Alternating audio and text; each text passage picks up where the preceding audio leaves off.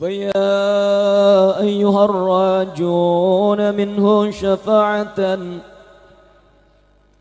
صلوا عليه وسلموا تسليما. اللهم صل وسلم وبارك عليه وعلى آله. أيها الراجون منه شفاعة نبينا الأميرون نايف لا أحد أبر في قليلا منه ولا نامي يا ربي بالمصطفى بلغ مقاصدنا واغفر لنا ما مضى يا واسع الكرم. اللهم صل وسلم وبارك عليه وعلى آله. Assalamualaikum warahmatullahi wabarakatuh.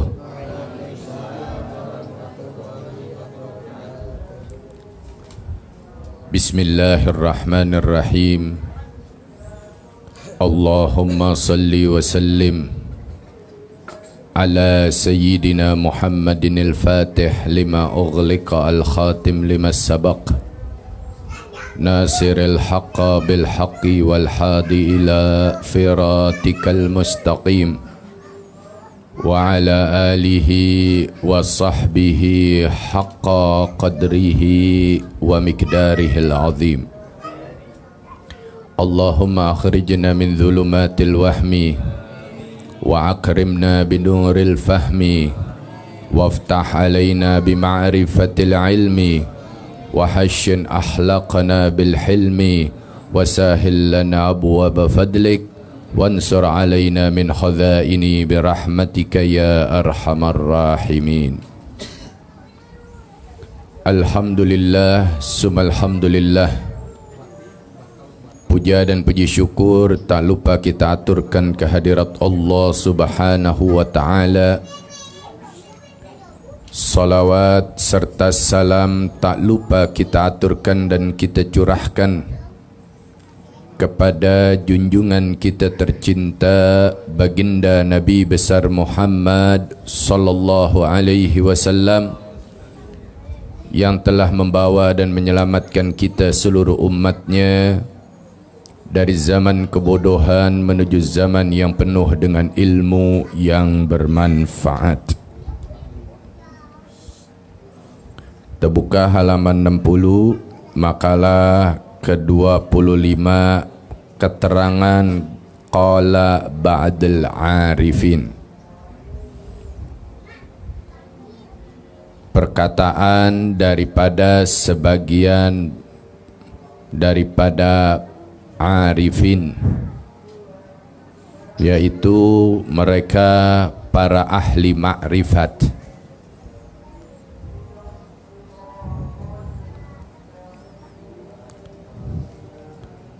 Bismillahirrahmanirrahim.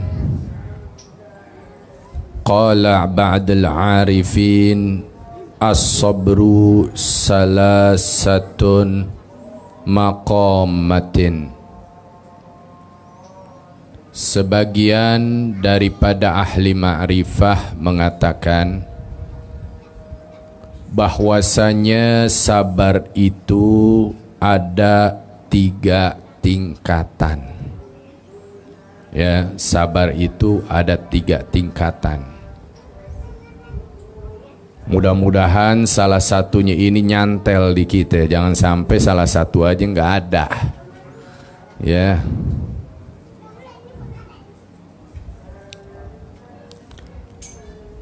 Apa saja tingkatan-tingkatan tersebut yang dikatakan oleh sebagian daripada ahli ma'rifah? Karena ini kita mesti mempunyai namanya sifat sabar, ya. Itulah yang diajarkan dan dicontohkan oleh Nabi kita Sayyiduna Muhammad sallallahu alaihi wasallam.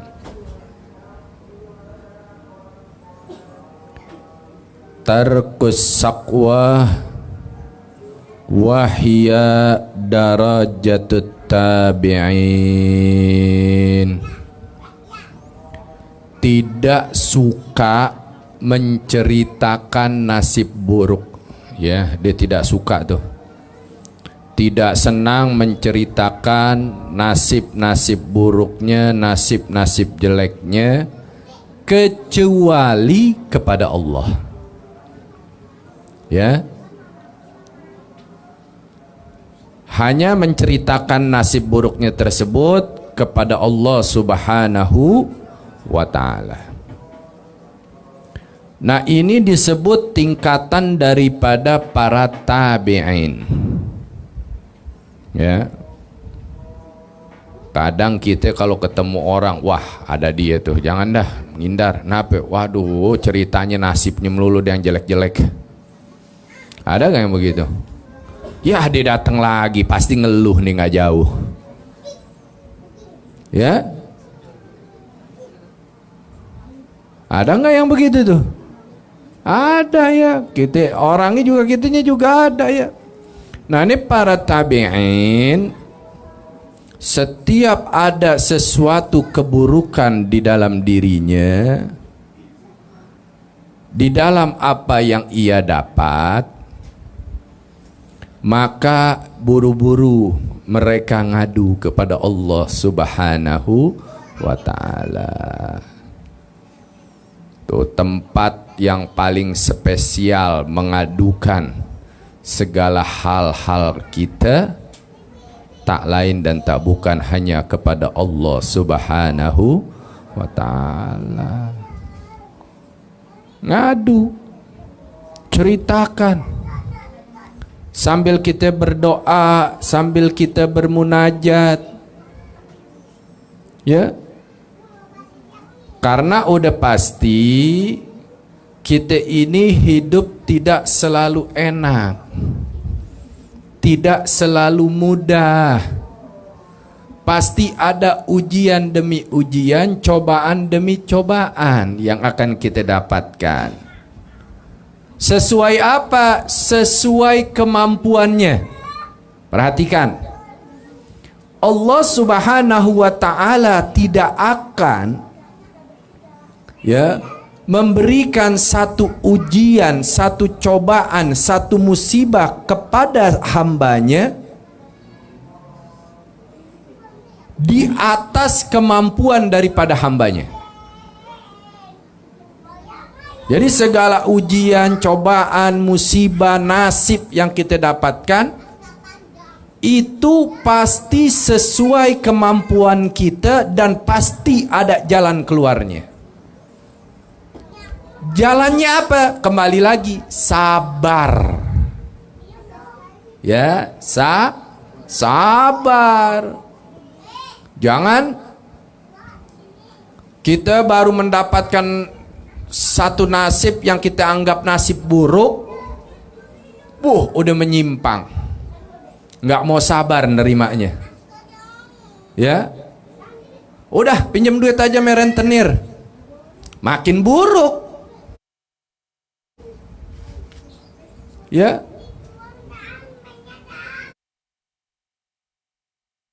buruk apa? Buruk hati kita. Ya, makin ke depan makin buruklah sifat kita. Makin ke depan makin buruklah perilaku kita. Kenapa? Karena sudah masuk yang haram. Ya, sudah masuk yang haram. Sudah masuk sesuatu ke dalam diri kita, sesuatu yang tidak diridhoi oleh Allah Subhanahu wa ta'ala. Padahal kalau sabar sedikit jalan baiknya dapat. Sabar sedikit jalan baiknya ketemu, tapi nggak mau sabar. Ya. Nah, dengan itu apa yang terjadi dengan kita di dalam kehidupan kita, selalulah mengadu kepada Allah Subhanahu wa taala.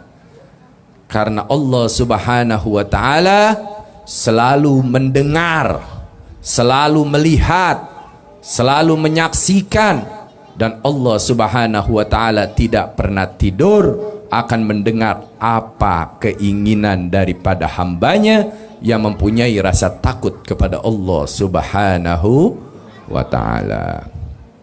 Ya, ini pertama. Jadi tidak suka menceritakan daripada nasib buruk kecuali kepada Allah. Banyak ngadu tiap malam bangun, minta tahajud di tengah malam, minta sama Allah Subhanahu wa taala sambil banyak-banyak mengucapkan kalimat Allahumma hdina fiman hadait. Allahumma hdina fiman hadait. Kalau bisa 1000 kali, ya Allah beri taufik hidayahmu kepadaku. Itu diucapkan oleh Al-Imam Qutbul Irsyad wa Ghawthul Ibad wal Bilad Al-Habib Abdullah bin Ali Al-Haddad, ya, sahib ratib, selalu di tengah malam beliau angkat tangannya sedang mengatakan Allahumma hdina fiman hadait, Allahumma hdina fiman hadait, Allahumma hdina fiman hadait. Sebanyak-banyaknya beliau ucapkan kalimat tersebut kepada Allah Subhanahu wa taala, sehingga selalu pertolongan Allah Subhanahu wa taala datang untuk Al-Imam Qutbul Irsyad wa Ghawthul Ibad wal Bilad Al-Habib Abdullah bin Ali Al-Haddad. Yang kedua, waridha bil maqdur wahya darajatun az-zahidin. Ridha atas ketetapan Allah Subhanahu wa taala. Ini adalah sabar, ya, tingkatan dari orang-orang yang zuhud. Orang kalau udah zuhud, udah nggak ada cinta dunia, ya, ditetepin makan nasi doang tanpa lauk dimakan, ibaratnya begitu aja dah, ya. Ridho atas ketetapan Allah Subhanahu wa taala adalah sabar tingkatan daripada orang-orang yang zuhud. Kita contoh, kalau kita punya suami kembali kepada Allah Subhanahu wa taala, ya, itu udah ketentuan siapa? Udah kemauan siapa? Allah. Apa mesti kita tangisin? Bersedih boleh. Kalau sampai nangis kejer, itu nggak ridho namanya. Begitu juga suami, contoh lagi, ya, istrinya meninggal dunia, sudah ketentuan Allah, ketetapan dari Allah Subhanahu wa taala, dinangisin dengan sangat kejer, namanya nggak ridho. Namanya nggak ridho. Tiba-tiba di wilayah kita ada satu musibah besar, kebakaran, kebanjiran, sampai rumah-rumah kita tenggelam, rumah kita habis kebakar. Apa yang mau kita nangisin?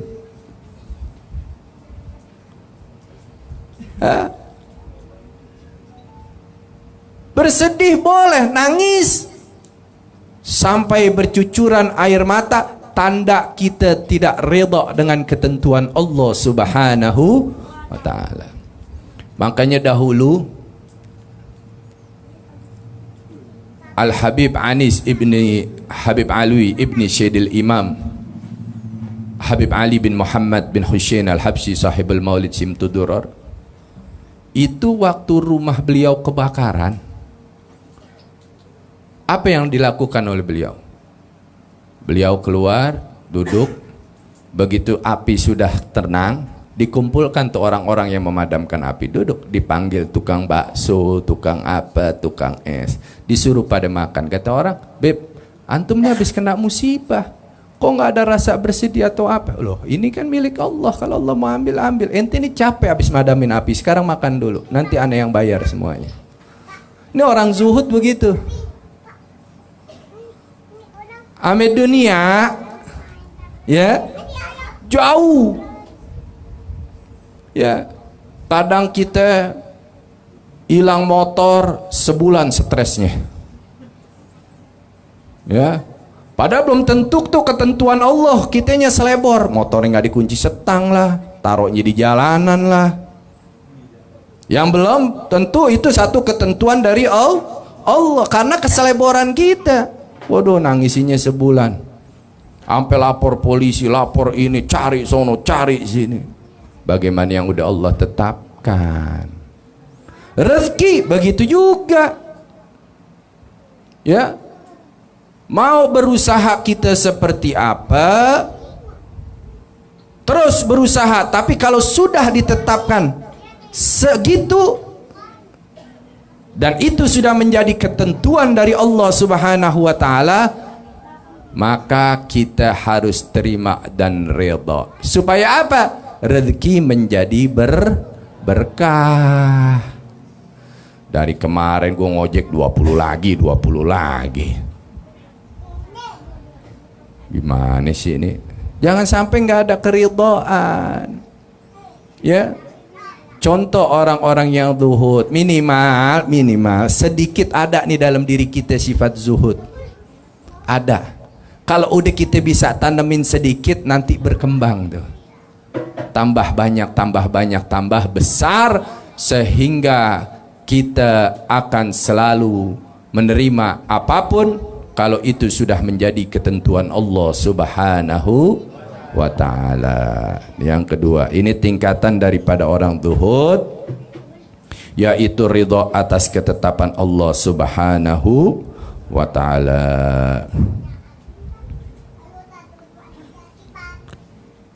Wal mahabbatu bil ibtila'i wahya darajatun siddiqin. Cinta akan musibah.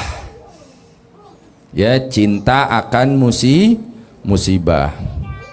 Itu adalah sabar daripada tingkatan para siddiqin. Para sahabat. Para sahabat semakin diberi musibah semakin semangat. Ya, makanya di majelis ini beberapa tahun yang lalu saya ceritakan tentang seorang sahabat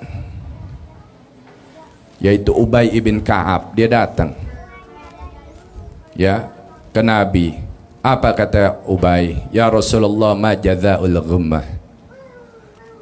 Ya Rasulullah, apa sih manfaat daripada penyakit meriang?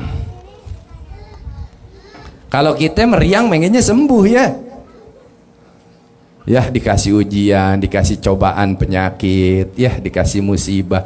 Ubay nanya sama Nabi, Ubay ibn Ka'ab. Kata Nabi, siapa orang yang sabar di dalam mendapatkan penyakit meriang, dia tidak jauh dari Allah dan Rasulnya, maka akan mendapatkan derajat yang tinggi di sisi Allah Subhanahu wa ta'ala. Begitu dengar kalimat itu, Ubay pulang. Sampai di rumah tiap sholat doa, ya Allah, jangan kau angkat penyakit meriang ini dari tubuhku. Ya Allah, berilah penyakit meriang kepadaku, penyakit meriang yang tidak menghentikan langkahku menuju majlis Nabi Muhammad. Berilah penyakit meriang kepadaku, penyakit meriang yang gak menghentikan langkahku menuju masjidmu. Berilah penyakit meriang kepadaku, penyakit meriang yang tidak menghentikan langkahku ke dalam medan jihadmu. Jadi Ubay ibn Ka'ab dari bertanya sama Nabi dan bermunajat kepada Allah Subhanahu wa taala, doanya diijabah sama Allah Subhanahu wa taala. Setiap datang ke majelisnya Nabi, ya Ubay, engkau dalam keadaan apa? Aku dalam keadaan meriang ya Rasul. inilah yang aku minta. Allah subhanahu wa ta'ala beri aku penyakit meriang, satu penyakit yang tidak menghentikan langkahku ke dalam majlismu. Coba kita baru dikasih meriang sedikit meriang, ngaji gak? Jangan kan ngaji, sholat aja belum tentu. Ditanya kenapa nggak sholat, dingin kena air. Baru sedikit tuh, sedikit ya. Jadi para sahabat ya itu sangat cinta ame ujian ya.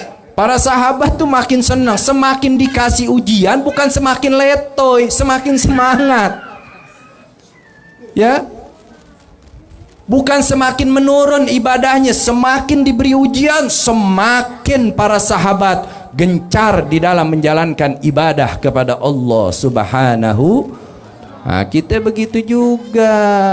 Karena orang yang misalkan kita diberi satu penyakit, itu tandanya Allah cinta sama kita. Ya. Tandanya Allah cinta.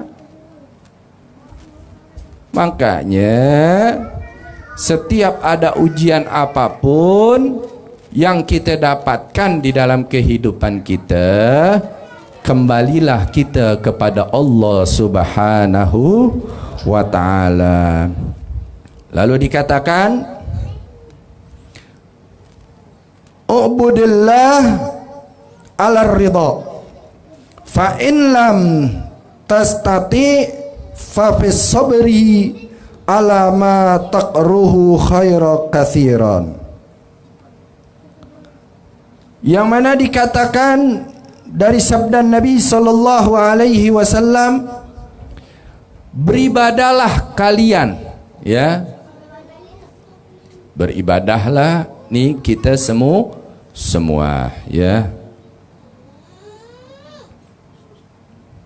Kepada Allah subhanahu wa ta'ala disertai kerelaan hati, keikhlasan hati. Kita kalau ibadah mesti ikhlas. Ikhlas bukan karena orang, bukan karena siapa-siapa. Nih hati gerakin. Ya. Gerakin hati kita. Apabila engkau tidak bisa beribadah dengan hati yang rela, maka bersabar atas sesuatu yang tidak engkau sukai merupakan kebaikan yang banyak. Ya, pertama ibadah diawali dengan keridhaan, ridho. Kalau kita ridho menjalankan ibadah, udah pasti ibadah tujuan kita mencari ridho Allah subhanahu wa ta'ala. Dan kedua dikatakan apabila ya engkau tidak bisa beribadah dengan hati yang rela, sabar atas sesuatu yang tidak engkau sukai. Sabar ya, dari setiap apa ujian, musibah ya, apapun yang kita dapati merupakan kebaikan yang banyak. Semakin kita sabar, maka semakin banyak kebaikan yang akan kita dapatkan. Ya, intinya ibadahlah ya, semua dilakukan karena keinginan dan kemauan sendiri tanpa ada paksaan. Aduh, aneh kalau nggak ngaji di majelis talim Syifaul Qulub nggak enak namanya Pak Masud, ngaji dulu dah, ntar nggak ngaji ditanyain lagi. Itu namanya ngajinya demi Pak Masud tuh orang bodoh, nggak boleh, paham? Ente datang cuman dapat kebaikan tanpa dapat pahala. Setiap langkah ente menuju satu tempat di dalam kebaikan tidak didasari keinginan sendiri, tidak mendapatkan pahala, tapi langkah ente mendapatkan kebaikan. Paham nggak ya? Atau contoh juga seorang laki dan perempuan yang bukan muhrimnya, mau kemana? Mau ngaji beb, daripada pacaran di pohon sengon mendingan pacaran di pengajian. Bagus gak? Bagus, baik, tapi dapat pahala? Kagak. Paham nggak? Iya begitu juga. Ya, mau kemana? Mau ngaji sama cowok aneh beb, mau ngaji sama cewek aneh beb. Bagus, dia jalan bukan dengan muhrimnya menuju satu tempat kebaikan, dapat kebaikan, pahala enggak. Ya, nah jadi dengan itu ya, pertama buka hati kita, betul-betul kita ibadah karena Allah, karena Rasulnya Sayyidina Maulana Muhammad Sallallahu Alaihi Wasallam, sehingga tiap-tiap langkah kita dihitung menjadi ganjaran yang berlipat ganda kelak di yaumul qiyamah. Mudah-mudahan Allah kuatkan iman dan Islam kita, tanamkan keistiqomahan kepada kita semua, istiqomah di jalan Allah, istiqomah di jalan Rasulnya Sayyidina Maulana Muhammad Sallallahu Alaihi Wasallam. Rabbi fanfa'na bi barakatihim wahdinal husna bi hurmatihim wa amidna fit tariqatihim wa mu'afati minal fitani. Subhanakallahumma wa bihamdika asyhadu an la ilaha illa anta astaghfiruka wa atubu ilaik. Wa sallallahu ala sayyidina Muhammadin nabiyil ummi wa ala alihi wa sahbihi wa barik wa sallam walhamdulillahi rabbil alamin wal afu minkum. Wassalamu alaikum warahmatullahi wabarakatuh.